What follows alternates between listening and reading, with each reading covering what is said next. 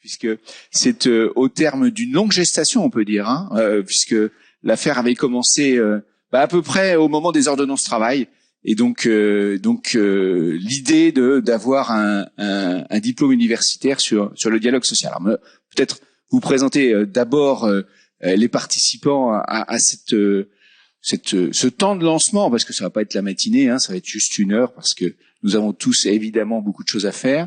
Et donc présenter évidemment Pierre Garcia, le directeur du travail. Alors la DRETS, mais il y a l'emploi dedans aussi, je crois. Il doit y avoir aussi le travail, la solidarité peut-être aussi. Non, c'est ça. Et donc faut qu'on s'habitue aussi. Là, ça change aussi beaucoup et souvent. Merci Pierre pour avoir relancé en fait, puisque en fait c'est grâce à Pierre que cette affaire a été relancée il y a quelques semaines quand on s'est rencontrés. Merci aussi à Éric Blond d'être présent, le président de l'Université d'Orléans, parce qu'évidemment c'est là que tout va se jouer à l'Université d'Orléans. Et Éric pourra nous expliquer l'engagement de l'université.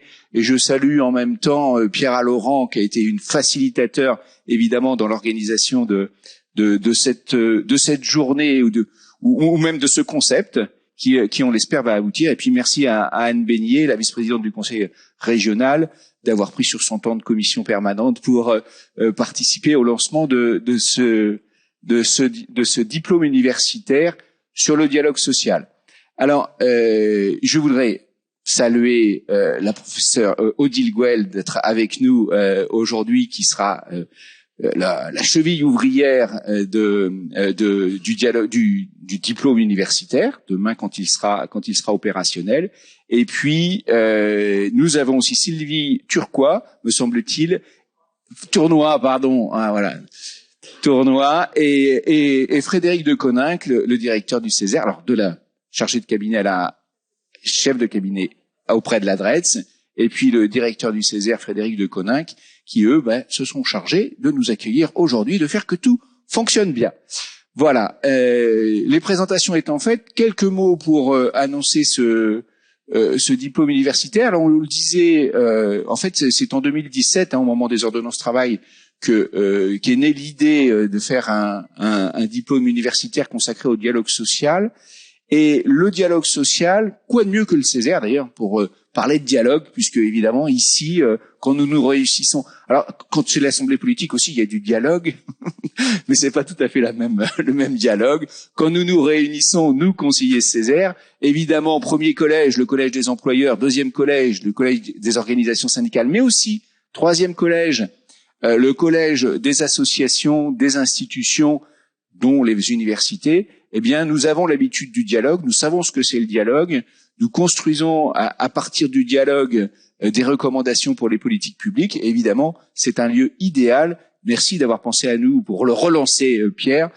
C'est un lieu idéal pour lancer ce diplôme universitaire sur le dialogue social. Deuxième chose aussi que je voulais vous dire en introduction, c'est que le paritarisme en France, c'est quelque chose quand même. C'est quelque chose. Alors, je suis très impliqué dans le paritarisme en France, pour tout vous dire. On a même une négociation nationale interprofessionnelle sur le paritarisme. C'est une forme de dialogue social, alors externalisé, on va dire, au niveau national. Et bien souvent, en fait, quand nous discutons au niveau national sur ces questions-là, eh bien, parfois, on pourrait être tenté de perdre un peu la réalité de l'entreprise. Donc, on a besoin. La réalité du dialogue social, c'est dans l'entreprise qu'il doit s'exprimer. Et donc, on a besoin de redescendre et de faire en sorte que nous soyons, nous aussi, bien informés sur l'évolution des textes. Mais ça, on a ce qu'il faut, évidemment, pour le suivre à Paris. Mais surtout qu'on soit en ligne directe avec les acteurs dans l'entreprise du dialogue social. Et c'est bien dans cet esprit-là, aller vers les acteurs du dialogue social dans l'entreprise. Depuis les ordonnances de 2017, je le disais, évidemment, le paysage a été largement modifié, largement bousculé. Le code du travail est toujours là. J'ai l'habitude de dire du code du travail, en fait, c'est une mine d'or, en fait. C'est-à-dire qu'il faut creuser beaucoup pour peu de pépites. Mais c'est pas grave. C'est un instrument fantastique. Il est là. Il faut le démythifier un petit peu, certainement, et faire en sorte d'avoir des propositions, des approches extrêmement pragmatiques, à la fois côté organisation syndicale, évidemment côté représentant du personnel dans l'entreprise, mais aussi côté patronal. Tout ça pour faire en sorte de concilier une vie professionnelle et une vie en dehors de l'entreprise qui soit le mieux possible, parce que on sait très bien que lorsque les salariés sont bien dans leur vie, ils sont bien meilleurs au travail. Ça, c'est une constante. Et le dialogue social est fait aussi pour permettre cela. Je vais céder la parole à c'est Eric peut-être qui prend la parole en seconde. Je vérifie mes notes, mais il me semble, oui, c'est Eric qui nous dit quelques mots pour l'université d'Orléans. Monsieur le Président.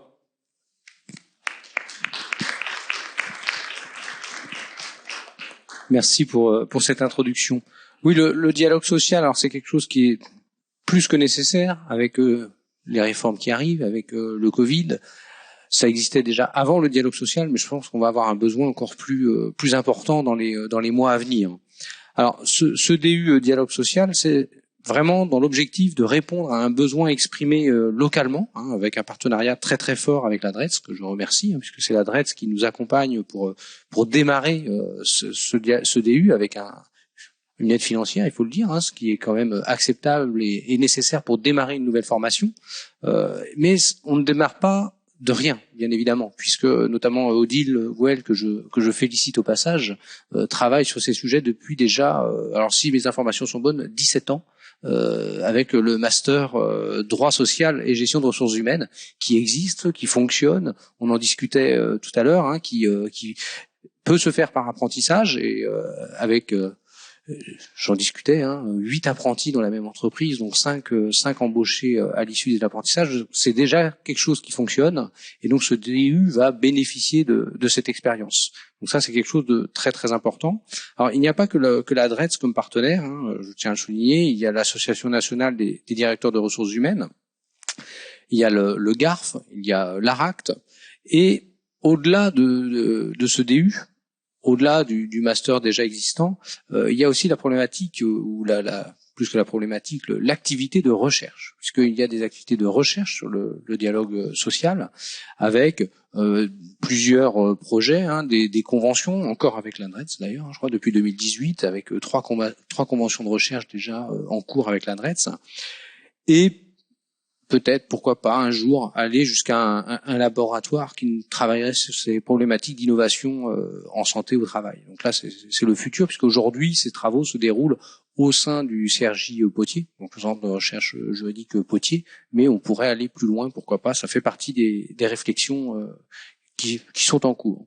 Donc, je vais pas être très long, je tenais vraiment à souligner que c'est un travail de longue haleine, ce n'est pas un nouveau sujet pour l'Université d'Orléans.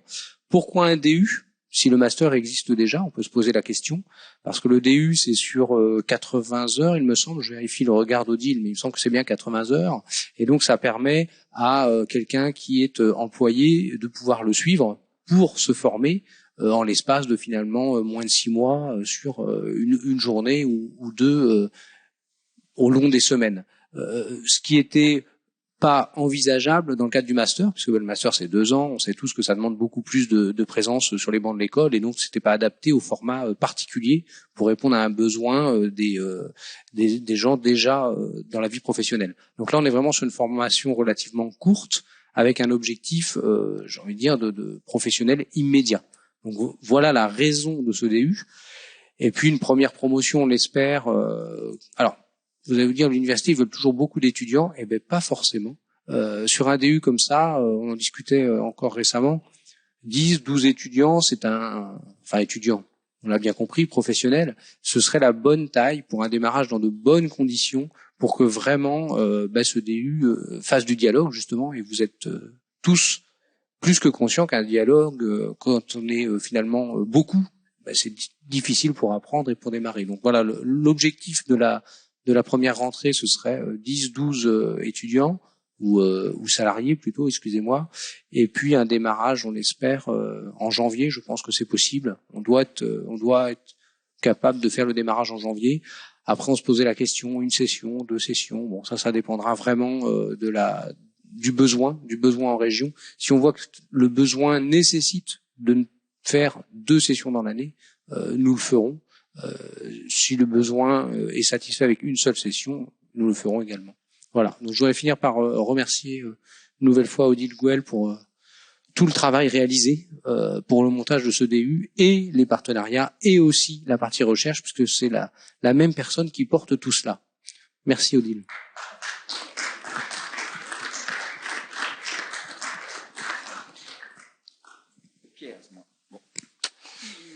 Bien. Bien, merci à tous. Merci Eric pour son engagement fort dans ce projet. Merci au Conseil régional aussi de participer aussi, d'être présent parmi nous. Et puis alors là, c'est pas un merci, c'est beaucoup plus que ça hein, avec l'université. Je pense que moi j'ai un rêve depuis longtemps. Hein, j'en ai plusieurs d'ailleurs. C'est renforcer très très fortement le partenariat entre les services de l'État, les administrations et l'université. Je pense qu'on a besoin d'un partenariat fort. En tout cas, nous, on le vit au quotidien dans nos services, hein, sur le DU, mais aussi sur bien d'autres sujets. Et merci à l'université vraiment d'Orléans d'être vraiment depuis longtemps. Hein, c'est pas lié simplement à mon arrivée à la direction régionale, mais depuis longtemps dans cette coopération, ce travail permanent qui est entre nous sur plein de sujets. Et sur celui-là, deuxième rêve, c'est la question de la formation sur le dialogue social. L'occasion de plusieurs déplacements, notamment au Québec, ce que j'ai pu observer, c'est que dans les pays où le dialogue social était parfois vigoureux, mais ça, en tout cas, il conduisait à chaque fois à bien identifier les problèmes, à bien les poser sur la table, et puis à rentrer dans des démarches de résolution de problèmes constructifs. Ça se faisait pas comme ça. C'était pas naturellement que les partenaires construisaient ce type de système de relations de travail. C'était le plus souvent associé à un travail permanent de formation des acteurs. Bon, pour le Québec, on le sait, hein, il y a dans les grandes villes des instituts de relations du travail. Hein, il y a des écoles de relations industrielles, on appelle ça comme ça. Et quand on discute avec les partenaires, que ce soit les chefs d'entreprise, les RH, les représentants syndicaux, les représentants de l'État aussi, de l'administration, ils sont tous passés, c'est fascinant, ils sont tous passés par la même école. Et ils continuent d'ailleurs de suivre des actions de formation avec ces instituts. Il y a vraiment un espace permanent de formation professionnelle, on va dire, hein, de formation aux relations de travail. Et ce qu'on observe, c'est que du coup, il y a une culture commune on dira du dialogue social. Moi, j'ai l'habitude de dire aussi des relations collectives de travail. Que ce soit la négociation collective ou le fonctionnement des institutions représentatives du personnel, paritarisme, au fil des années, au fil des décennies, des repères communs se sont construits.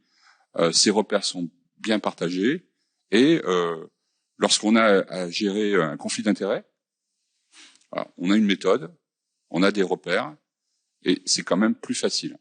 Ça n'empêche pas des gravures, hein, parfois, mais elles sont plutôt rares. Et quand on rentre dans ces périodes de conflit, on sait par quel chemin on va devoir progresser, on va pouvoir s'engager pour trouver des solutions. Voilà. Et moi, ce qui m'a un peu fasciné, c'est ça, c'est le fait que finalement cette culture, elle pouvait être diffusée, elle pouvait être complètement partagée, et quand même, là aussi il faut le souligner, ceux qui sont au cœur de cette opération, c'est l'université. Voilà. C'est pour que ces formations soient de bon niveau, pour qu'il y ait vraiment une construction pédagogique qui soit forte, qui soit bonne. On va chercher l'excellence, et l'excellence, pour moi, elle est à l'université. Voilà.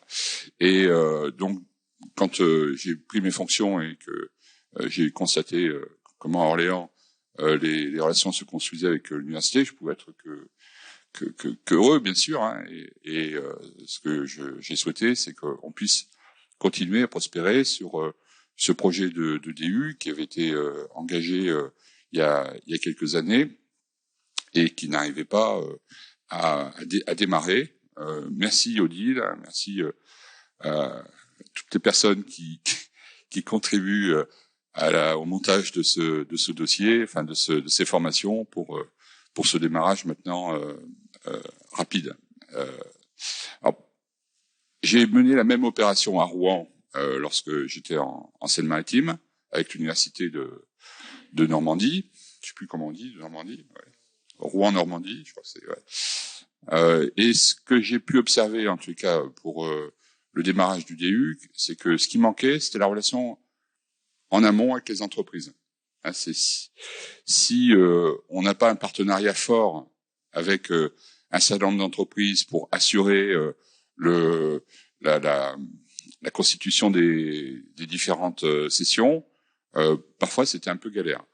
Alors, et il me semble aussi, deuxième point, c'est que pour que ces formations soient réussies, il ne faut pas qu'elles soient faut pas seulement qu'on ait des stagiaires et puis qu'on ait de bons universitaires, mais pour éviter que la formation porte uniquement sur le droit, il faut aussi des partenaires dans l'entreprise qui viennent expliquer comment, sur telle ou telle négociation, ils ont pu mener leur action. On sait qu'il y a des négociations qui sont difficiles, hein, je pense.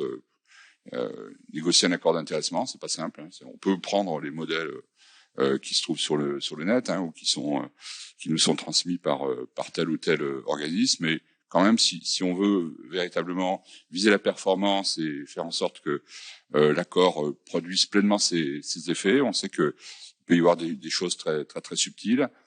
Bon, aujourd'hui, ce qu'on constate, je le dis sous le contrôle du pôle T de la DRED, c'est Fabienne qui est là. Hein. On sait que quand même, globalement, les entreprises qui sont assujetties à des obligations de négociation rencontrent des difficultés, et pas seulement sur l'index, hein, l'égalité professionnelle, mais sur plein de sujets. On voit qu'on n'est pas au rendez-vous sur la participation, on n'est pas au rendez-vous sur la négociation concernant la rémunération, on va dire le partage de la valeur d'une manière générale, en termes de respect des obligations. Hein, on est aujourd'hui là-dessus. Donc, ce qu'on souhaite, c'est pas seulement rappeler aux entreprises leurs obligations, mais c'est aussi apporter de la ressource, de l'aide, hein, pour mieux concevoir la mise en œuvre de ces dispositions et faire en sorte que les acteurs soient plus à l'aise pour faire mener le dialogue social dans l'entreprise. Donc voilà, mon rêve, c'est de trouver aussi des partenariats avec les entreprises. Et je remercie ceux qui sont venus aujourd'hui. Je sais que certains sont déjà la plupart sont déjà bien engagés dans des processus internes, mais merci à vous et d'accepter aussi d'être partenaire dans cette opération. Et puis je finirai sur un point, l'argent. Hein, c'est effectivement pour arriver à mettre en œuvre tout ça, il faut des crédits. On s'est battu pour obtenir les crédits qu'on n'avait pas. Voilà, on s'est battu. Hein. Je peux vous assurer que il a fallu monter au créneau à plusieurs reprises pour obtenir des crédits. Puis là, bon, je sais qu'il y a eu un quiproquo dernièrement sur d'autres crédits qu'on est en train de chercher. Je pense que la bonne nouvelle, hein, qu'on va vous annoncer, c'est que on pourra, si vous le souhaitez, mobiliser une ligne du FSE pour aller bien au-delà des crédits qu'on vous a réservés. Bien au-delà. Et bien au-delà, pourquoi? Pas seulement pour pérenniser l'action que vous êtes en train de démarrer, mais aussi peut-être pour élargir et voir comment, un peu à l'exemple de ce que j'évoquais au Québec, à l'exemple des écoles de relations industrielles, on peut, si vous le souhaitez, vous aider à constituer un espace de formation permanente. Alors, du coup, avec des actions de courte durée, hein, ça peut être un séminaire d'une demi-journée, ça peut être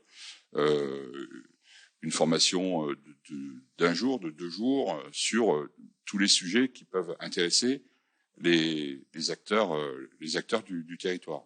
Donc voilà, je pense qu'on va revenir vers vous pour vous dire quel est le montant de la réserve disponible et puis comment sur la durée, on pérennise tout ça. Donc, pardon d'avoir été un peu long. Je pense que le rêve est en train de se réaliser. J'ai bien conscience que aujourd'hui on accouche d'un beau projet, et je remercie tous ceux qui ont participé à sa préparation, puis vous tous d'être là pour nous aider à réussir. Merci.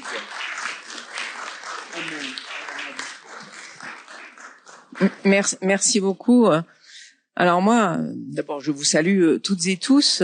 Bienvenue à la région dans cet hémicycle. On entend beaucoup le monde du travail change. C'est pas un scoop. C'est pas un scoop parce que le monde du travail, il a jamais été immobile. Il a toujours changé. Alors peut-être qu'en ce moment, il y a une accélération et c'est important. Mais ce dont on s'aperçoit, c'est que toutes les entreprises nous le disent.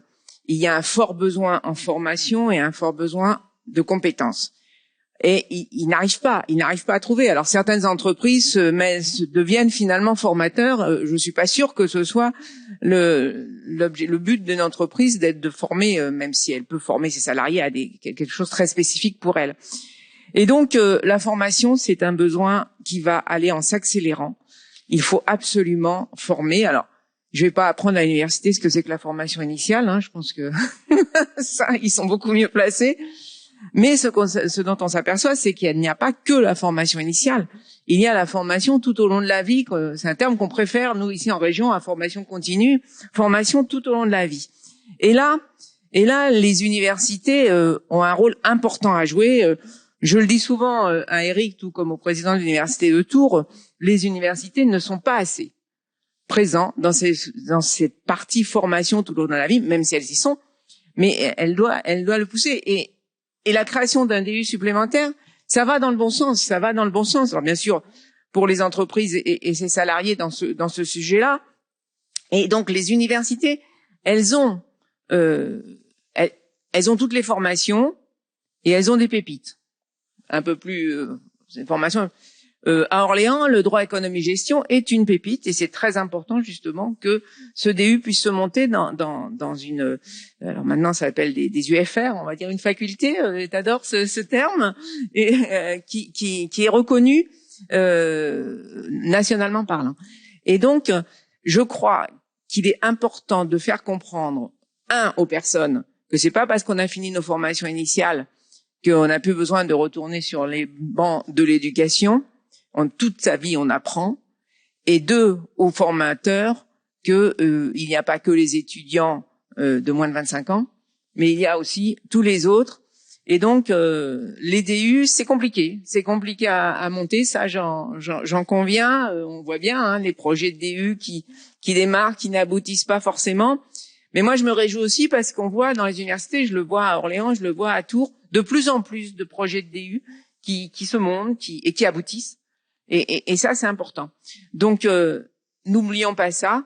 Une formation tout au long de la vie et le rôle des universités dans cette formation qui doit s'accélérer. Et j'en parlais encore hier avec le président François Bonneau. On va s'arranger pour que vous, universitaires, vous arriviez à rentrer dans ce monde de la formation continue qui n'est pas réservé qu'à quelques organismes de formation. Vous en faites partie et parmi les meilleurs. Voilà ce que je voulais vous dire ce matin. Je vous prie de m'excuser parce que je ne vais pas pouvoir rester parce qu'en effet, nous sommes en commission permanente et nous avons quelques subventions à voter. Certaines concernent l'université d'Orléans, donc Eric va être tout à fait d'accord si je vous quitte. et je vous souhaite une bonne matinée. Bien. Merci Anne d'être venue passer quelques minutes avec nous. Je vais demander aussi avant de passer la parole à Odile Gouel, à notre grand témoin du jour, Ludovic Provost de La Poste, qui fait les grands titres aujourd'hui, j'ai l'impression, La Poste. Je ne sais pas si vous avez vu, mais enfin bon, dans d'autres sujets, et donc de nous rejoindre, et qui, après la présentation par Odile Gouel, nous parlera du témoignage d'une entreprise qui, évidemment, 211 000 salariés, je crois, à peu près, est concernée par le dialogue social. C'est à vous, Odile.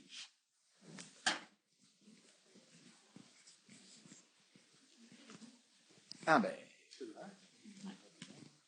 Merci. Alors, bon, pour ma part, je vais vous présenter. D'abord, je vous remercie tous.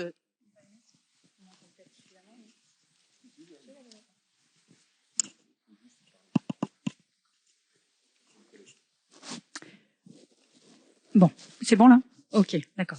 Donc, beaucoup de choses ont déjà été dites sur ce DU, des choses que j'avais l'intention d'ailleurs de vous présenter. Donc, je vais aller un petit peu plus rapidement sur la présentation du DU.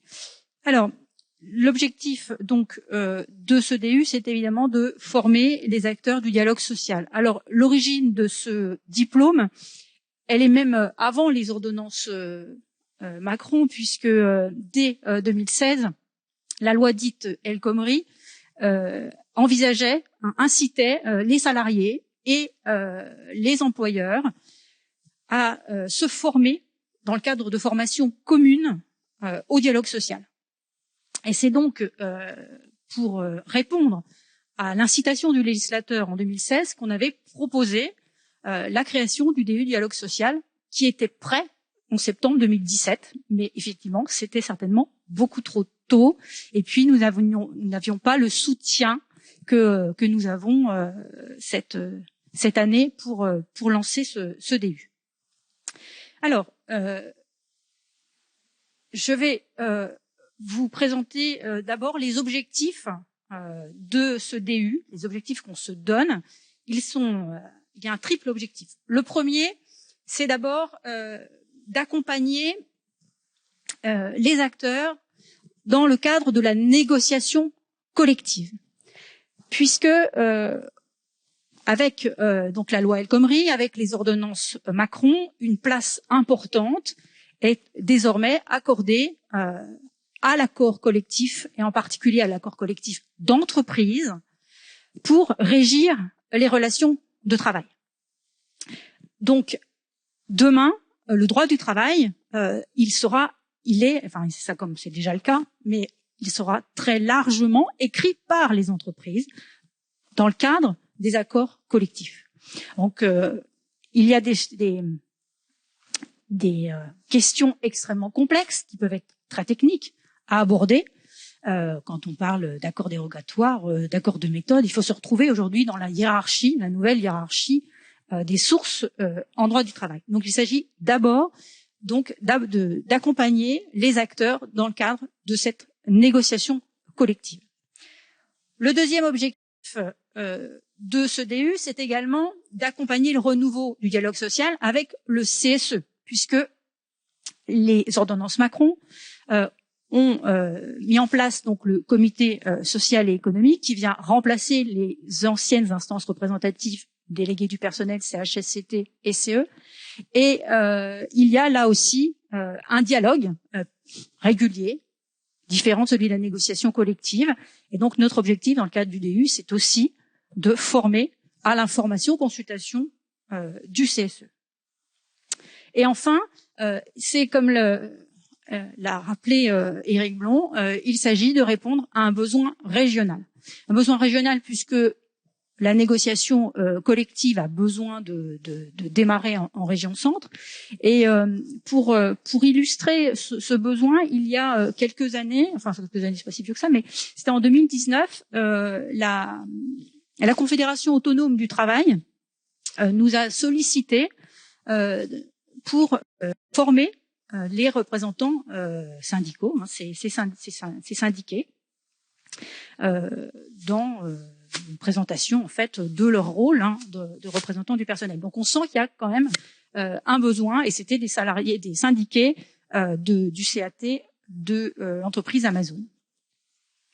Donc on a eu une formation courte d'une journée sur cette thématique. Alors partant de ces objectifs, la réponse effectivement que nous avons retenue, c'est celle du DU. Donc là, plein de choses ont déjà été dites, donc je vais être rapide. Nous avons choisi le diplôme universitaire parce que c'est une formation qui est courte, c'est une formation qui est diplômante et qui donc, par ces deux aspects, nous paraît tout à fait adapté aux contraintes des acteurs du dialogue social, des professionnels, puisque la formation est courte, mais elle est néanmoins diplômante, ce qui permet ensuite de valoriser en entreprise pour le parcours professionnel, pour l'évolution de carrière. Alors, ce diplôme, donc, c'est un diplôme de l'Université d'Orléans. Alors, j'insiste sur cet aspect puisque, en fait, chaque université peut créer son propre diplôme. Et donc là, c'est un DU. Le contenu de ce DU, il sera propre à l'Université d'Orléans. Il existe, je vais en parler tout de suite. Il existe d'autres DU en France, mais nous n'avons pas forcément exactement la même approche. Alors, à qui s'adresse ce diplôme universitaire? Eh bien, il s'adresse à tous les acteurs du monde du travail qui sont en lien avec le dialogue social. Donc, les représentants du personnel, les représentants syndicaux, mais aussi des salariés qui souhaiteraient se former au dialogue social, les chefs d'entreprise, les RH, les juristes, etc. Donc, toutes les personnes qui ont un lien avec le dialogue social. Il est accessible à tous, puisque, je le préciserai tout à l'heure, mais il n'y a pas de condition de diplôme pour entrer dans un diplôme universitaire, à la différence d'un master où vous devez normalement avoir une licence. Et tous les secteurs professionnels sont concernés. Donc ce DU va permettre, par ces 80 heures de dialogue social, de donner aux professionnels, aux stagiaires de la formation continue, une spécialisation et une reconnaissance professionnelle. Alors ce diplôme, c'est un des premiers diplômes, le DU dialogue social, puisqu'il y en a très peu en France. Il y en a 4 selon moi, selon mes recherches. Donc il y a pour l'instant très peu de DU dialogue social. Il y en a un à Clermont, donc il y en a un à Rouen, il y en a un à Paris 2, et il y en a un qui est proposé aussi à distance, alors ce qui me paraît pas très adapté pour le dialogue social, dans le cadre des instituts régionaux du travail. Et on a un master aussi qui est proposé par l'Université de Lorraine, mais donc ça suppose évidemment une formation beaucoup plus longue et qui est, à mon avis, plus adaptée à la formation initiale. Et donc évidemment, on est le premier en région Centre Val-de-Loire. Donc ça, sur le soutien régional, je pense que vous l'avez compris, donc je ne vais pas revenir sur ce soutien. Je vais plutôt m'attarder sur le contenu du diplôme et sur la manière dont nous avons créé et réfléchi ce diplôme. L'objectif, c'est d'apporter donc un certain nombre de savoir-faire techniques et relationnels, nécessaires à toute négociation et à toute information consultation dans l'entreprise. Pour cela, on mise d'abord sur des innovations, ce qu'on peut appeler une innovation pédagogique, puisque l'objectif, c'est que nous ayons des petites promotions et qu'on apprenne par l'échange entre stagiaires. Donc des petites promotions, alors qu'on appelle paritaires, c'est-à-dire que l'objectif, c'est que dans chaque promotion, on ait à la fois des représentants des employeurs et des représentants des salariés. Donc, c'est l'objectif, que déjà le dialogue social commence dans le cadre de la formation. Donc une promotion donc paritaire, une petite promotion comme on l'a dit pour faciliter déjà les échanges, des travaux de groupe, ça c'est un point important, et puis aussi des retours d'expérience, des retours d'expérience à la fois qui viendront des stagiaires et qui viendront aussi des intervenants, puisque nos intervenants ne seront pas que des universitaires, nous aurons des intervenants professionnels aguerris à la négociation collective et à l'information consultation, à la fois représentants d'employeurs ou représentants de salariés et de syndicats, qui pourront donc venir partager leur expérience avec les stagiaires. La dernière innovation, c'est les séminaires pratiques et de mise en situation. C'est-à-dire que, bien entendu, il y aura dans le cadre de ce DU, comme dans toute formation universitaire des apports théoriques, et en particulier des apports d'ordre juridique, mais c'est pas la seule approche que nous aurons. Vous allez le voir juste après. Il y a aussi une part importante qui est accordée aux séminaires dits pratiques et de mise en situation pour préparer donc à la négociation et à l'information consultation du CSE.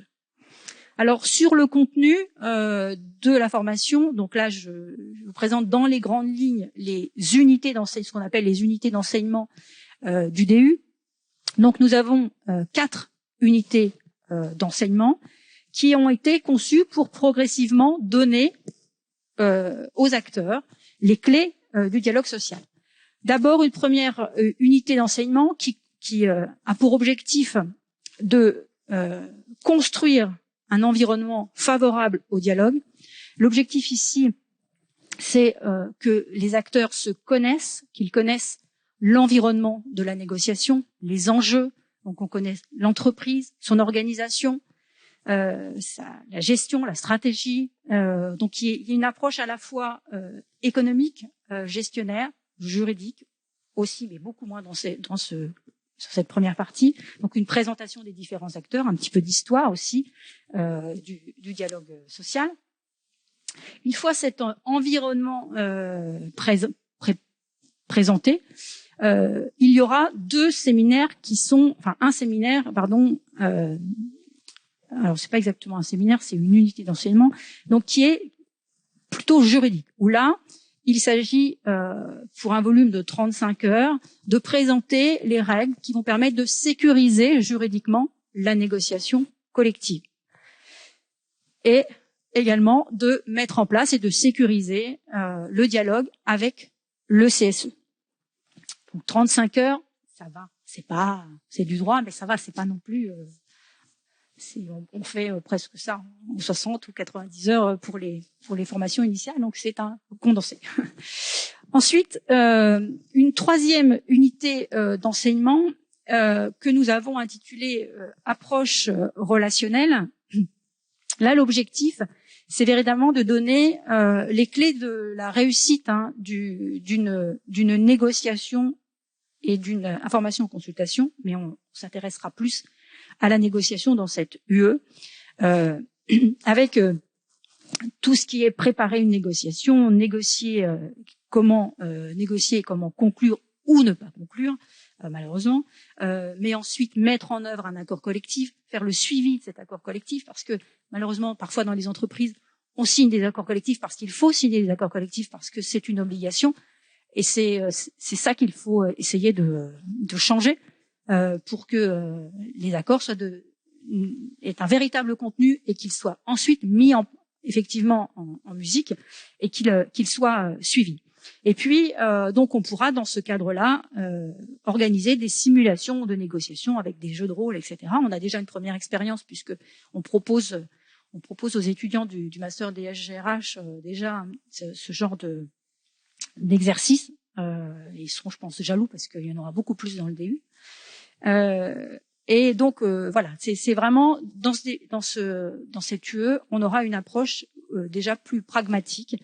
L'objectif, c'est de s'entendre, de s'écouter, de concilier, de communiquer pour réussir une négociation.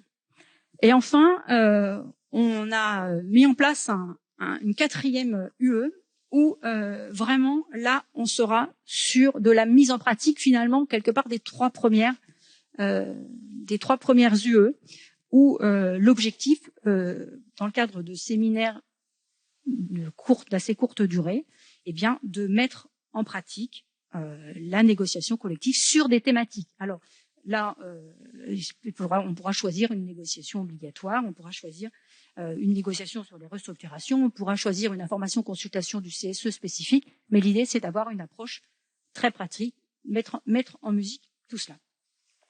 Voilà pour le contenu. Donc, l'objectif de ce DU, au final, l'objectif, c'est de transmettre un certain nombre de savoirs, notamment une connaissance des acteurs, une connaissance de l'environnement du dialogue social, transmettre évidemment une connaissance sur le droit applicable au dialogue social, l'articulation des normes aussi en droit social. Donc on a un certain nombre de savoirs qu'il faut transmettre, mais aussi les risques juridiques, économiques.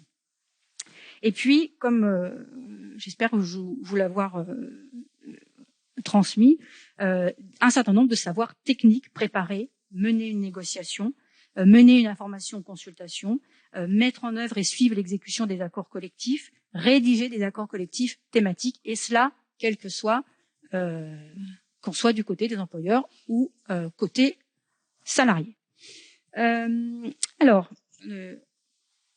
N'hésitez pas à me poser des questions si vous avez des questions sur le contenu. Pourquoi se former? Je crois qu'on a à peu près tout dit. Je crois que à titre personnel, évidemment, c'est pour monter en compétences, mais je pense que si représentants d'employeurs et représentants des salariés sont formés au dialogue social, forcément on aura un meilleur dialogue social dans l'entreprise, il sera de qualité, et collectivement ça permettra aux entreprises d'anticiper des changements organisationnels, ça permettra d'améliorer la performance de l'entreprise, d'améliorer la QVT, et la qualité de vie au travail, et d'améliorer les liens, je pense, entre les salariés et leurs représentants. Donc voilà, si vous vous demandiez pourquoi vous formez un dialogue social, voilà quelques éléments complémentaires. Alors après, est-ce que je vais jusque dans le détail des modalités pédagogiques? Peut-être pas. Oui. Merci de cette présentation. Je pense qu'on va demander un témoignage pour démarrer l'échange. Et évidemment, La Poste, très grande entreprise. Ludovic Provost, délégué régional, va nous dire ce que c'est à l'intérieur de La Poste que le dialogue social. Merci, Monsieur le Président de l'Université, Monsieur le Directeur régional. Vous avez dit tout à l'heure, Monsieur le Président, finalement, le lieu idéal pour parler du dialogue social, c'est le Césaire. Et bizarrement, La Poste est apparue aux yeux du directeur régional Pierre Garcia comme un bon exemple de parrainage, bizarrement, sur ce diplôme universitaire opéré par les équipes du président Éric Blond que je salue. C'est vrai qu'en France et à La Poste, en particulier, on a une tendance à rester un peu gaulois parfois dans les échanges. Et quand on parle d'esprit gaulois, ici on voit bien ce que c'est, on est dans un pays de druides. Et donc il faut évidemment et naturellement penser qu'il y a une forme de sagesse qui peut s'exprimer et qu'on doit écouter. Alors l'université d'Orléans, vous voyez derrière moi, 1306, le dialogue postal, le dialogue social à La Poste, je pense qu'il a commencé dès 1470, c'est-à-dire dès la formation par Louis XI de La Poste, puisqu'évidemment, si le maître de poste n'avait rien à offrir le soir à manger, si les chevaux étaient en mauvais état, s'il n'y avait pas assez d'eau, forcément, potentiellement, ça pouvait créer déjà des petites crispations qui, en fait, en se prolongeant dans l'histoire de La Poste, on voit bien l'idée d'une grève, par exemple, qui pourrait arriver. Et malheureusement, quand le dialogue social n'est pas fluide à La Poste, comme d'autres entreprises publiques, eh bien, c'est toute la société qui en souffre. Donc, il faut, dès le début des échanges, avoir ce dialogue social bien en tête. Alors, à La Poste, en termes de dialogue social, je veux dire, on est assez richement doté, puisque nous avons aussi bien en horizontal qu'en vertical toute la matrice. Je veux parler évidemment de tous les syndicats qui représentent les salariés et qu'on retrouve ici d'ailleurs, Monsieur le Président, au Césaire. Et on a même des organisations patronales, puisque maintenant, quand je parle de syndicats, je parle aussi du MEDEF, puisque moi je suis le représentant du MEDEF et je salue le délégué général ici, Bruno Boussel. Et ce dialogue, en fait, il est permanent. Il est permanent au niveau des établissements, au niveau des centres de tri, au niveau des bureaux de poste, et il va jusqu'au conseil d'administration, puisque nous avons, dans la gouvernance de l'entreprise, environ un tiers des membres du conseil d'administration qui sont élus par les salariés.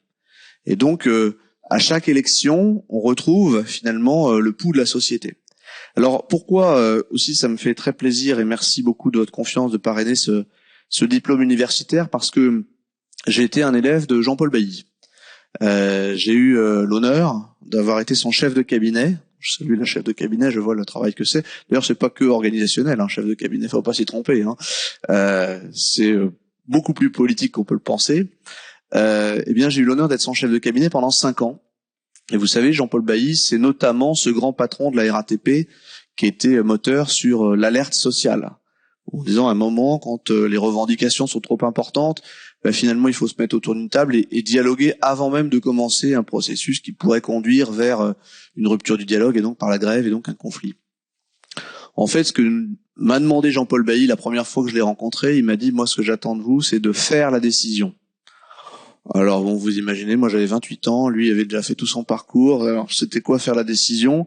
En fait, pour lui, c'était en anglais, to make a decision, c'est faire en sorte que la décision finalement paraisse naturelle une fois qu'elle arrive au dernier stade de l'entreprise. Ça veut dire dans son esprit que le dialogue social a été fait au bon niveau. Il estimait que en fait, quand les salariés arrivent à exiger, à rentrer dans une phase qui est conflictuelle, c'est qu'en réalité, il y avait eu un échec suffisamment important en amont.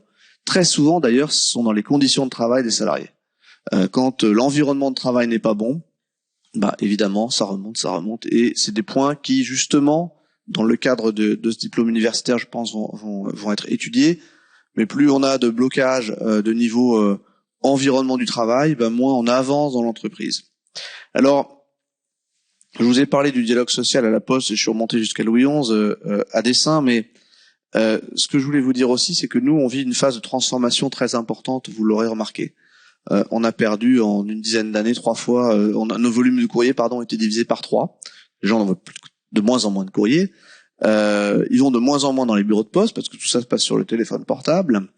Mais en revanche, ils envoient de plus en plus de colis, ils ont de plus en plus de besoins de financement, ils ont de plus en plus de besoins d'agilité, de mobilité. Donc, c'est toutes ces solutions qu'on traite. Alors, vous imaginez bien qu'on ne peut pas développer une entreprise et avant la transformer sans avoir un dialogue social de qualité. C'est pour ça qu'à tous les échelons de l'entreprise, on a ces organismes de dialogue social.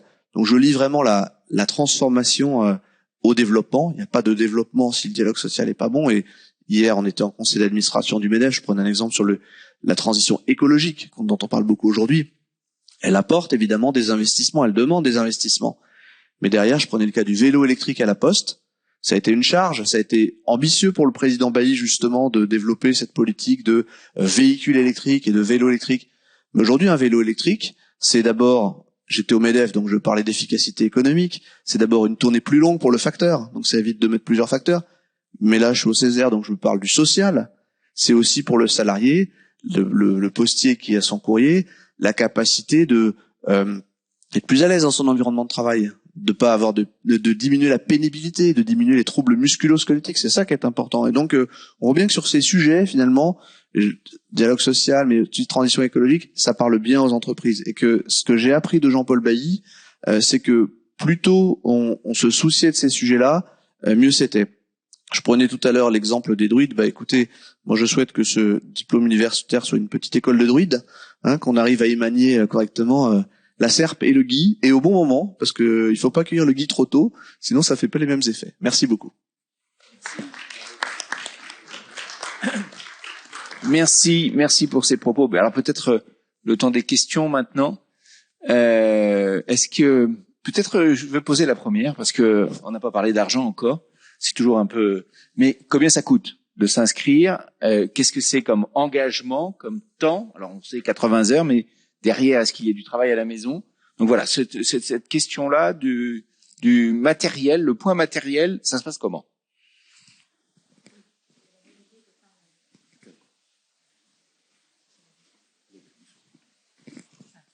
Alors effectivement, le DU c'est 80 heures.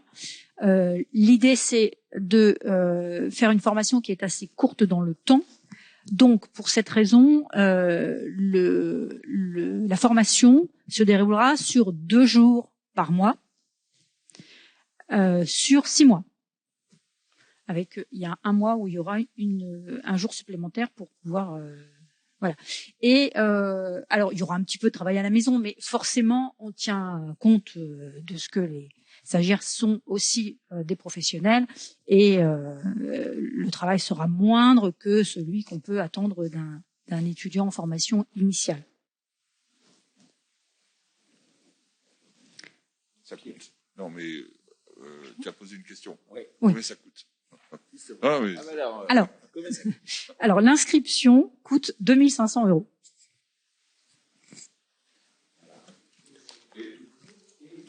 Et vous l'annoncez ou ouais.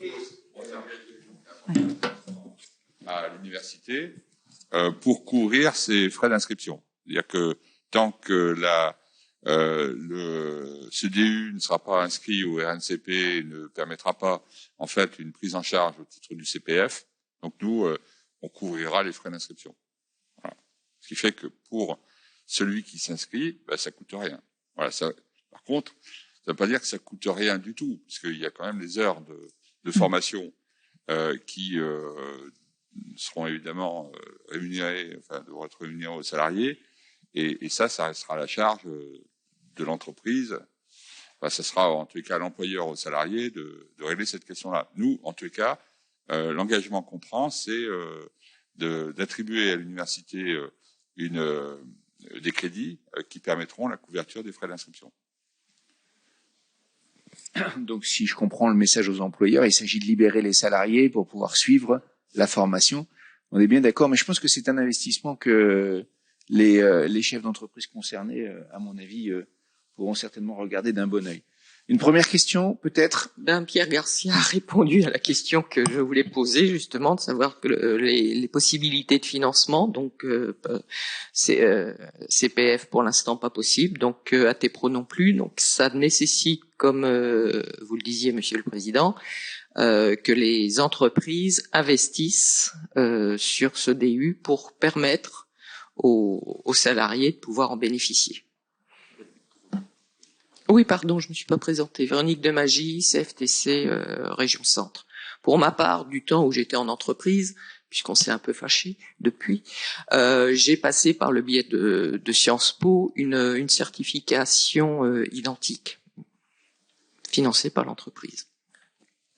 Merci. Alain Robert. Alain Robert Césaire. Oui, je voudrais que vous puissiez peut-être nous détailler un peu plus en direction de quel public très exactement ce DU s'oriente, et également qui sera chargé du comité de recrutement et qui siégera à l'intérieur de ce comité de recrutement. Merci. Alors, le DU s'adresse aux représentants du personnel, CSE, les représentants syndicaux. Il s'adresse aussi à des chefs d'entreprise qui n'ont pas un service à leur disposition pour assurer les négociations collectives, donc des chefs d'entreprise de petite taille. Il s'agit aussi éventuellement de responsables de ressources humaines qui n'auraient pas la formation en matière de dialogue social. Ça peut être des juristes en droit social, mais qui n'auraient pas cette formation dialogue social. Donc vraiment, l'objectif, c'est de pouvoir, dans le cadre de ces promotions, retrouver à la fois les représentants des employeurs et des salariés dans la promotion pour déjà échanger et déjà commencer le dialogue. Est-ce que j'ai répondu à votre question? La seconde, c'est qui sera dans le comité de recrutement? Alors, traditionnellement, dans le comité de recrutement, ce sont les universitaires qui sont dans ce comité de recrutement. Donc là, en l'occurrence, moi et mon collègue Mehdi Larochefoucauld, qui dirigeons tous les deux le master et qui avons travaillé sur ce master. Et vous disiez d'ailleurs qu'il n'y a pas besoin d'avoir un bagage universitaire préalable. Ça veut dire que là, pour le coup, c'est très ouvert. C'est très ouvert. D'accord. Si jamais on sent qu'une personne a besoin d'un complément, l'université peut offrir des unités d'enseignement complémentaires, puisque en licence il y a des cours de droit du travail. Donc s'il y a vraiment un besoin pour quelqu'un d'avoir un complément, on pourra l'envisager à ce moment-là. Très bien, merci. Maria Pérez, FO. Juste préciser, alors je sais pas si ça a été dit à Odile, mais pour montrer aussi que même chez nous, dans l'administration du travail, on a besoin d'être formé. Je demanderai la possibilité d'avoir une place pour un agent de l'ADR. On est en train de réfléchir, de voir qui. Mais nous aussi, on a besoin d'être formés. Et donc, un peu comme ce qui se fait dans les écoles de relations industrielles que j'évoquais tout à l'heure. Voilà, on demandera, s'il est possible, d'avoir une petite place. Alors ça, je trouve que c'est une très très bonne idée d'avoir aussi les agents de l'ADR d'adresse qui participent avec les employeurs et les salariés. Madame Pérez. Maria Pérez, conseiller Césaire, et je suis secrétaire de mon CSE, donc je suis intéressée, et je parle au nom du syndicat Force ouvrière. Donc, je suis intéressée par votre expérience. J'ai toutefois quelques petites interrogations. Toute organisation syndicale qui se respecte a son propre centre de formation et forme ses militants. Donc, ça peut être un complément, mais à mon avis, pas un substitut. Quand on parle de qualité de dialogue social, il faut du temps pour dialoguer. Or, le quotidien dans les entreprises, quand on a fondu les instances, 3 instances en une, on n'a pas pour autant multiplié le temps de dialogue. Quand on a des CSE qui durent des heures et des heures et des heures, avec des temps de préparation, je parle pour les représentants du personnel, souvent pris sur leur temps personnel pour étudier les dossiers, c'est vrai que la qualité, elle est, à mon sens, un peu mal partie, même si ça peut très bien se passer. On a effectivement, j'entendais tout à l'heure quelqu'un dire que il peut y avoir signature ou pas, c'est la vie, j'ai envie de dire, on a des divergences, on peut avoir des dialogues de qualité. Et du coup, moi j'ai une question concrète, je suis secrétaire de mon CSE dans mon entreprise, je m'inscris toute seule ou c'est mon employeur qui m'inscrit ?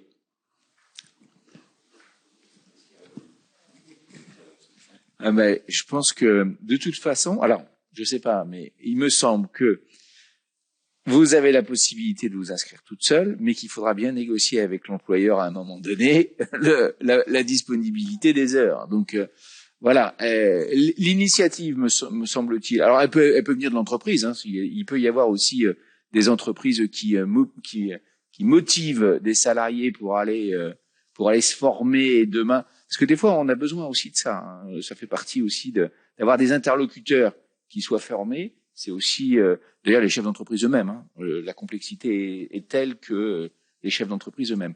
Mais je ne vois pas que ça puisse se faire, sauf à le prendre effectivement sur des jours de RTT ou de congé, qui me paraît un peu compliqué, mais c'est toujours possible. Je ne vois pas que ça puisse être fait. Je veux pas sans l'accord, mais sans un échange avec l'employeur. Les employeurs qui sont dans la salle peuvent réagir sur ce. Je vois EDF, cher Jean-Paul. Je veux bien réagir. Oui, Jean-Paul Convé-Morel, EDF et conseiller Césaire. Oui, je pense que tu as apporté la bonne réponse. Je pense qu'il faut quand même. Il me semble d'ailleurs. Je voulais prendre la parole pour saluer l'initiative parce que c'est quand même. Faut qu'on essaie de s'en emparer au plan local et régional. Apparemment, c'est plutôt un bien rare. Donc, et je pense qu'on va être, au niveau management des entreprises, on est quand même un peu en charge de le proposer et de voir ce qui peut être engagé. Vous listez salariés, je pense. On peut creuser un peu la question. Quel type de salariés? On voit bien qu'on a nos futurs managers, des managers qui sont repérés ou dans leur cadre. On a des processus de formation effectivement, mais les raccrocher, à un processus, un dispositif comme celui-là régional et qui permet en plus d'enrichir les expériences et les parcours, parce qu'on est souvent, surtout dans les grandes boîtes, c'est entre nous. Et donc le faire avec des salariés ou des représentants de la filière RH, du personnel, d'autres entreprises et d'autres horizons.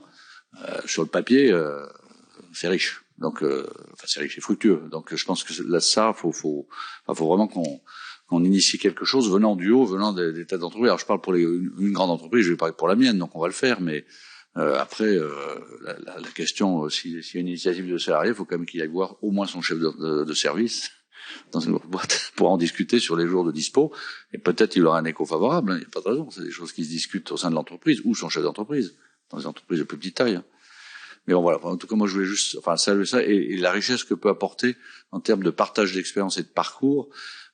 C'est compliqué, mais s'il y a un jury, c'est veiller à la diversité des horizons. Ne pas être provocateur, vous avez Ludovic, mais qu'il n'y ait pas que des salariés ou des représentants du personnel de la Poste ou d'EDF, d'ailleurs. Non, mais ou TPE. Oui, TPE. Ce qui sera pas simple, sauf si vous avez à gérer la file d'attente, et auquel cas, ce sera très bien, c'est un signe de succès. Mais je pense dans la constitution des groupes qui sont quand même, là on est dans une sorte d'intimité, enfin 12 personnes, ça fait 6 binômes. Donc ce point-là, ce point de finalement un peu de supervision dans la composition du groupe me paraît important. Mais moi je vois bien ça pour des gens de la filière RH, les représentants personnels de la maison, bien sûr, ça on va en discuter avec les représentants. Ça c'est un peu institutionnel, bon, alors, on peut pas débouler comme ça. Donc je serais d'ailleurs preneur si vous êtes disponible qu'on organise une présentation auprès des directeurs de sites qui en parleront ensuite, qui démultiplieront dans leurs CSE respectifs, par exemple. Enfin, proposer la démarche et ce diplôme dans une entreprise, ça peut être aussi un élément du dialogue social. C'est juste ça que je veux dire. C'est vrai. On peut commencer comme ça. Merci. Alors, Madame, pardon, et puis là-bas, sur. Je parlais il existe déjà ce genre de formation au sein des organisations syndicales. Quelle est la différence? Quel est le plus? Voilà. La différence, c'est la différence entre la technique et la politique, je crois. Tout simplement. Bon, pour moi, c'est clair. Hein. Ces formations sont complémentaires. Elles rentrent pas en compétition. Hein. On comprend bien qu'il y ait besoin de formations militantes. Et je pense que les formations syndicales sont des formations militantes, mais les organisations patronales aussi organisent leur propre formation. Donc ça contredit pas la démarche qui est proposée. Et je pense effectivement l'ajout, Jean-Paul l'a souligné tout à l'heure, ce qui est intéressant, c'est ce qui a été engagé bien avant la loi El Khomri, hein, c'est à travers le rapport Combrexel qui a été rédigé bien en amont hein, sur je sais plus si c'est à l'occasion de la négociation interprofessionnelle sur les voies et moyens de la négociation collective ou si c'était sur la négociation suivante. Donc en fait Combrexel, qui était l'ancien, à l'époque on disait directeur des relations de travail, DRT, non pas DGT, Combrexel pose un peu comme je l'ai posé tout à l'heure sur le besoin d'une culture de la négociation, il pose la problématique de la formation et ce qu'il propose dans son rapport qui a peut-être 20 ans, c'est la question de la formation, des formations communes. Et il dit c'est important que les militants se forment hein, entre eux, mais c'est important aussi qu'il y ait des temps de formation commune. Et je pense que le DU il fonctionnera bien si l'université veille à la mixité des publics. Il faut qu'il y ait les deux, quoi. Ce qui serait pas très bon, c'est qu'il y ait que les délégués syndicaux finalement. Il faut aussi qu'il y ait des gens de RH et il faut que finalement les conflits d'intérêts qu'on trouve dans l'entreprise puissent aussi s'exprimer à l'occasion de la formation, enfin qu'on les prenne en compte, parce qu'il y a forcément des conflits d'intérêts, toujours.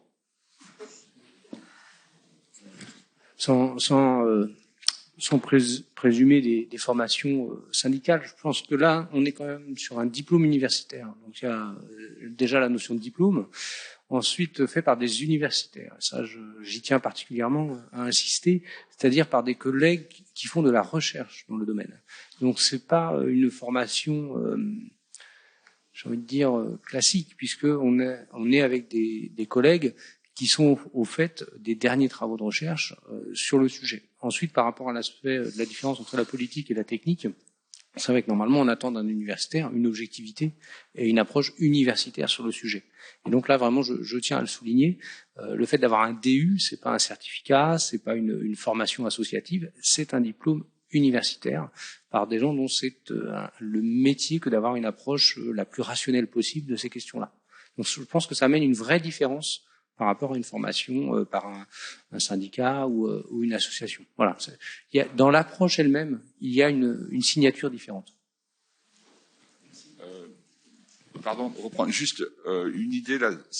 Effectivement, c'est une formation diplômante universitaire, mais pour les représentants syndicaux, pour les élus, je pense que ça participe aussi à tout un travail sur leur parcours. Et ça, je pense que vous posez tous cette question du parcours syndical, c'est le parcours professionnel. Quand on a été très investi sur le plan syndical, comment on valorise aussi ses acquis. Et l'EDU, je pense qu'il est quand même un bon moyen de valoriser. Merci, madame. Oui, bonjour, Isabelle Freund, directrice de l'ARACT Centre, Association régionale pour l'amélioration des conditions de travail. Je voulais vous remercier et vous saluer par rapport à cette mise en place de ce DU. Nous en ferons la promotion, bien sûr, auprès des entreprises que l'on peut accompagner ou qui nous appellent pour des problématiques de dialogue social. Mais ce que je voulais insister, et du coup c'est venu dans l'échange, et Monsieur Garcia vous en avait parlé, c'est moi ce que j'ai trouvé intéressant dans votre présentation, c'est la question de la formation commune. Nous, c'est une approche que l'on utilise régulièrement depuis quelques années. On est dans le réseau ANACT, un des initiateurs des formations communes, et c'est une vraie richesse d'avoir cette approche où à la fois on a un mélange de représentants de direction et de représentants de syndicats de salariés. Et j'allais dire même, ce qui serait intéressant, après c'est à nous aussi d'en faire la promotion, de proposer ce type de formation à des entreprises de moins de 50 avec un dirigeant et un salarié. Peut-être pas un représentant syndical, et qu'on soit vraiment dans cette logique de formation commune. Comment du coup on les aide à travers cette formation pour être outillés pour travailler sur le dialogue social de demain. Merci. Merci. Alors, il y a plusieurs questions. Martine Ricot, et puis c'est Julien, je crois. Oui, c'est ça. Je reconnais pas derrière les masques, mais ça doit être lui.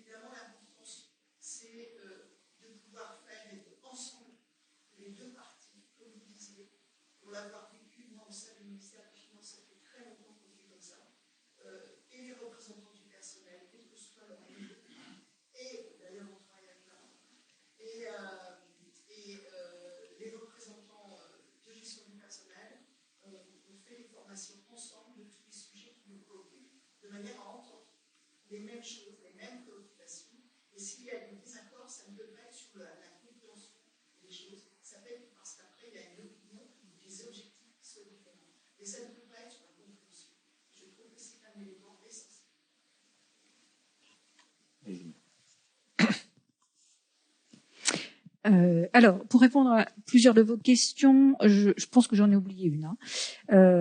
Alors, sur la question de s'inscrire alors que l'on est au chômage, sur le principe, il n'y a pas de difficulté. Après, il y aura un problème de financement qui sera à ce moment-là étudié avec notre service de formation continue pour voir dans quelle mesure une prise en charge est possible, en sachant que de toute façon, nous avons aussi la possibilité, nous avons une subvention cette année qui peut permettre de prendre en charge l'inscription. Le niveau, il n'y a pas de restriction en termes de niveau. Ensuite, sur l'aspect fonction publique. Alors, c'est vrai que la maquette a été conçue pour une réponse qui est en partie une réponse pour le secteur privé, mais néanmoins, Donc, et notamment pour ce qui est des UE qui sont plus techniques, hein, par exemple l'UE sur le CSE, par exemple. Mais néanmoins, il y a des UE qui peuvent tout à fait être utilisés pour toute négociation, en fait. Hein. Il y a je pense à l'UE1, l'UE1, l'UE3 et 4, ce sont des UE qui peuvent être ouvertes aussi à toute personne qui dialogue, qui négocie. Notamment dans la fonction publique. Par contre, pour ce qui est négociation, discussion dans le cadre de la FCPE et autres, je pense qu'on risque quand même de ne pas répondre aux attentes, en fait. Est-ce que j'ai oublié une question? Oui, merci. Julien Ray? Oui, bonjour. Donc Julien Ray, Césaire, je suis mandaté par la CEDT, je représente l'Union régionale aujourd'hui parce que mes collègues sont justement en formation interne toute la semaine. Donc j'ai suivi la mise en place de CDU depuis des années là, et les règles ont changé depuis le début plusieurs fois au niveau en particulier au niveau des frais d'inscription et de la possibilité de financer ces frais. Donc j'aimerais que ça soit bien clair. Tous les postulants peuvent se faire financer les frais par la DRET ou non, et est-ce qu'ils peuvent ou est-ce qu'ils doivent se demander en premier lieu à leur entreprise de le financer? Et deuxième question, pour les personnes qui ne seraient pas d'Orléans, est-ce que les frais de déplacement, donc si ça sur la journée, il n'y aura pas de frais pour dormir, je suppose, mais au moins les frais de déplacement aller-retour peuvent être pris en charge également par la DRET ou non?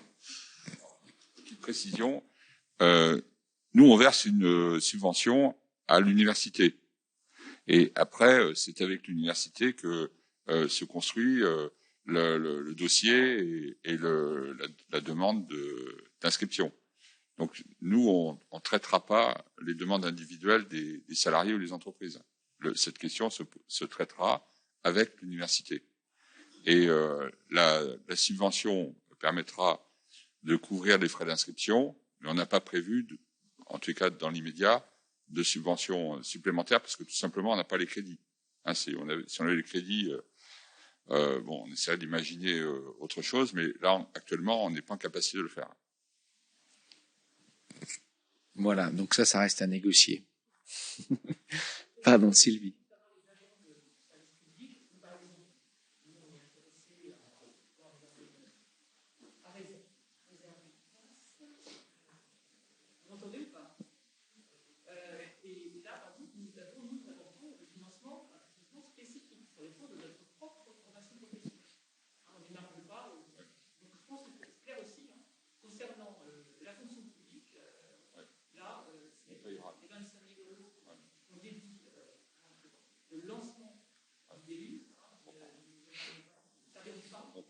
Pas sur la subvention.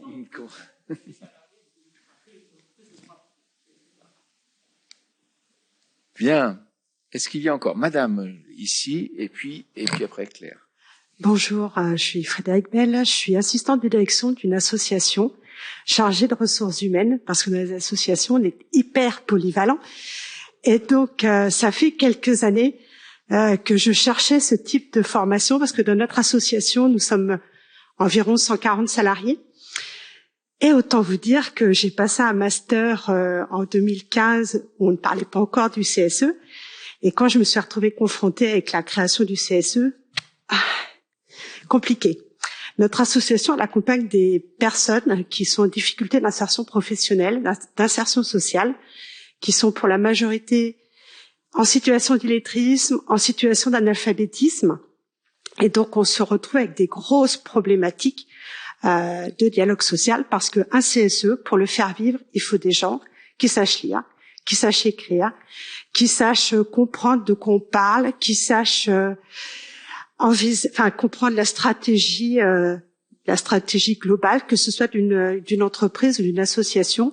Nous, on fait à peu près, alors je vais vous dire équivalent chiffre d'affaires, parce qu'on ne parle pas de chiffre d'affaires, on est à peu près à 3 millions d'euros d'équivalent chiffre d'affaires de prestations. Donc autant vous dire qu'on est quand même une grosse structure. On est obligé d'appliquer le droit social et en même temps c'est très compliqué. Donc je suis ravie parce que je cherchais une formation comme celle-ci depuis. Je suis arrivée dans l'association en 2017. Il y en a sur Paris, en plus en formation continue parce que j'ai une vie personnelle aussi. Donc vraiment, je suis ravie. Je sors, je fais signer les papiers à mon employeur. Et si je peux intégrer dès que ça commence, j'intègre dès que ça commence, je serais ravie de partager avec des personnes issues de l'entreprise, issues des syndicats. Mais comme le disait la dame, dans les syndicats, il y a beaucoup d'argent qui sont alloués à la formation. Et je trouverais intéressant qu'on laisse aussi, chez EDF, il y a beaucoup d'argent, à la Poste, il y a beaucoup d'argent. Nous, on n'a pas beaucoup d'argent pour la formation. Et je trouve que c'est un vrai plus. Et vous inquiétez pas, je vais en parler autour de moi. Il y a d'autres associations et d'autres entreprises qui n'ont pas des gros moyens de formation. Et je voulais vraiment vous remercier. Merci de votre témoignage et de votre enthousiasme aussi, qui est très communicatif. Alors Claire pour une dernière Botte, question. conseillère Césaire, et aussi associative. C'était aussi ma question par rapport au monde associatif. Je représente l'URIOPS, donc un certain nombre de structures qui ont des besoins forts. Alors avec des petites associations, mais des plus grosses, et aussi les financements sont parfois compliqués et complexes. Donc je voulais bien me rassurer, mais il me semble, mais c'était important qu'on puisse le dire, c'est que cette formation peut être aussi proposée à tous les représentants du CSE ou des personnels RH. Il y a des associations qui n'ont pas la capacité d'avoir des représentants RH. Donc voilà, je voulais, puisqu'on a entendu beaucoup salariés, ils sont aussi salariés, mais du monde associatif. Donc comme j'avais entendu par rapport à la FCPE, qui est une structure un petit peu différente, mais les associations, c'est bien aussi, ils ont aussi la capacité de pouvoir, et moi aussi je vais passer le message dans mon réseau pour pouvoir aussi solliciter des professionnels qui parfois sont en grande difficulté face à toutes ces restructurations qu'il y a eu en ce qui concerne nous le monde associatif avec les CSE et tout ce qui s'est passé. Merci. Merci Claire. Mais justement, pour faire passer le message, nous avons des documents qui vous ont été, je pense, remis, la possibilité évidemment d'en avoir d'autres, mais maintenant on est sur évidemment du dématérialisé. Et puis nous avons aussi la possibilité d'accueillir les journalistes, ce que nous allons faire maintenant pour faire passer le message et faire en sorte que tout ça soit connu. Alors je voudrais vous remercier tous et merci à nos intervenants, merci à tous de votre participation. Je crois que ça a permis. Alors il y a une dernière question. Ah j'ai pas vu, pardon. Bonjour, Gilles Lefebvre, groupe Transdev.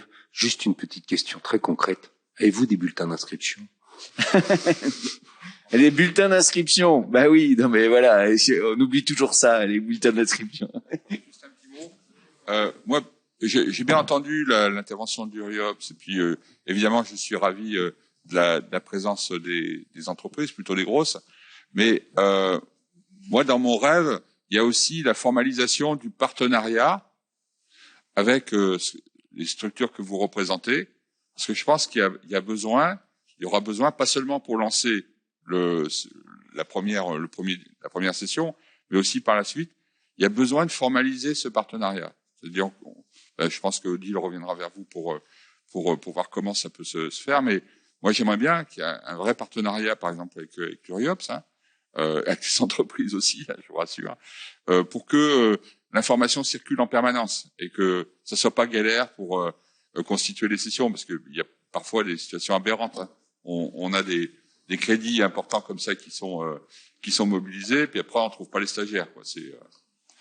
Pardon. Alors Bruno et puis Madame derrière, mais c'était même Madame d'avant, si tu permets Bruno. Merci. Allez-y, Madame. Merci. Karine Bonneau, responsable juridique droit social d'une association, une APEI, de 500 salariés. Donc déjà, merci pour ce nouveau DU. C'est une excellente idée pour enrichir le dialogue social et donner aussi des bases juridiques aux intervenants qui manquent des fois, et pas que, et l'expérience. Ma question elle est toute simple. Quand est-ce qu'on aura connaissance du calendrier? J'ai bien compris que c'était peut-être 2 jours jours par mois. Ça, c'est une première question qui est assez simple. Et la deuxième, il y aurait plusieurs personnes intéressées au sein de notre association. J'ai compris que la session, elle était simplement pour 12 personnes. Éventuellement, peut-être que vous pourrez ouvrir une deuxième session. Vous aurez peut-être la décision après, en fait, la fin de celle-ci. Enfin, comment ça se... Voilà. Merci. Sur le nombre de sessions et le mode de fonctionnement, on va déjà faire la première session qui devrait démarrer en janvier, voir le nombre de candidatures, comment ça se déroule. Après, effectivement, il est préférable de faire 2 sessions plutôt que d'augmenter le nombre de personnes dans le groupe, pour des raisons assez évidentes. Effectivement, si la demande est présente, il y aura sans doute une deuxième session, hein, c'est envisageable. Pour l'instant, on part sur une première qui démarrerait plutôt en janvier. Et puis on fera le bilan de cette première session et on verra si on en ouvre une seconde, ce qui ferait 2 sessions par an. Mais on est vraiment là dans l'esprit d'en ouvrir une première et de faire un bilan. Pour la question du calendrier, alors là, vous imaginez bien que je vais laisser la parole à Odile qui connaît ça beaucoup mieux que moi. Oui, donc le calendrier. Donc nous aurons en novembre une réunion un rassemblement des stagiaires dès novembre. Et donc nous en octobre on étudie les dossiers de candidature et donc ça prend un petit peu de temps pour cette étude. Ensuite donc rassemblement des stagiaires en novembre et début janvier on démarre à 2 jours par mois. Alors on n'a pas encore fixé les jours. On attendait le lancement. Ça va nous prendre beaucoup de temps pour fixer. On vous les communique le plus rapidement possible. Alors, Merci. Bruno Bussel, délégué régional du MEDEF. Merci Eric. Comme toi Eric, moi je suis un acteur du paritarisme, plutôt une négociation interpro, paritarisme de gestion, mais là on est plus sur le paritarisme dans l'entreprise, la négociation dans l'entreprise. Pour répondre à Pierre Garcia, moi je vais faire le job, je vais relayer sans convention, Pierre, auprès des branches professionnelles, auprès des MEDEF territoriaux. Plus il y aura de dialogue, de capacité aux acteurs à échanger entre eux, notamment sur les questions juridiques, mais pas que. On pourrait parler aussi des compétences sur les approches, notamment dans les masters, on le sait bien. Donc plus on aura de dialogue social, mieux on se portera et plus on sera efficace. Donc il n'y a aucun souci pour moi de ce côté. Merci Bruno. Alain Robert. Oui, une question. Qui seront chargés de ces cours? Est-ce que ce sont des professeurs de l'université ou ferez-vous appel à des personnes de l'extérieur? Il y aura une mixité, c'est-à-dire que un certain nombre d'enseignements seront assurés par les enseignants chercheurs de l'Université d'Orléans, donc des maîtres de conférences ou des professeurs de l'Université d'Orléans. Mais sur certaines thématiques, sur notamment tout ce qui est séminaire pratique, nous ferons appel à des intervenants extérieurs professionnels qui sont aguerris de la négociation collective, qui ont déjà longuement travaillé, qui sont à la fois soit des représentants des employeurs qui ont négocié des accords collectifs soit au nom des employeurs, soit qui ont négocié des accords collectifs au nom des organisations syndicales, qui viendront échanger sur ces séminaires pratiques avec les stagiaires. Donc il y a une mixité. Oui, ce qu'on fait habituellement dans les masters. Juste une petite précision sur un diplôme universitaire, un DU, il faut qu'il y ait au moins 50% des enseignements qui soient assurés par des universitaires, ça c'est une règle. Et ensuite, souvent, par habitude, on estime que c'est bien d'avoir au moins 20% de professionnels. Après, la fourchette entre les deux, elle va fluctuer évidemment d'un DU à l'autre. Donc voilà un peu le schéma de base. Bien. Alors, merci à tous. Et puis alors, si j'ai bien compris, dépêchez-vous parce qu'il n'y a que 10 à 12 places sur le premier, parce que vu le nombre de l'enthousiasme qui transparaît, c'est très bien d'ailleurs. Et je pense qu'on n'aura pas de problème à démarrer.